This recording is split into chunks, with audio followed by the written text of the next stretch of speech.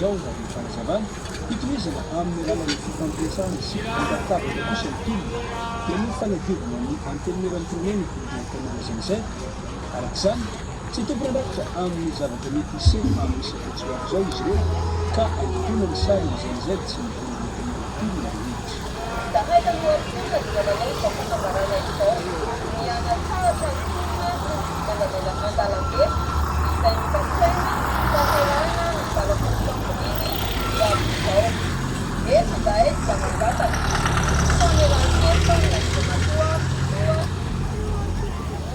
zavatra nateraky ny famandarana sy metsika nataonay tianay ny anambary fa tianao ny fahavadinay ary sy naman'ireo manonga-panjakany zahay tena ady fitakiana napetrakay dia mikasika ny antelomeram-pirenena na ny ampamirasanany izay nanay fanjakana sy fanjakiny indrindra irafitra Sekisn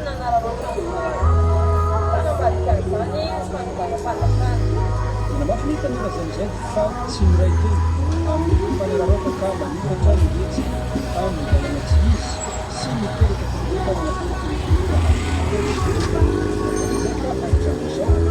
anora ny folohan'ny mpanavaovana ny tenana zanzay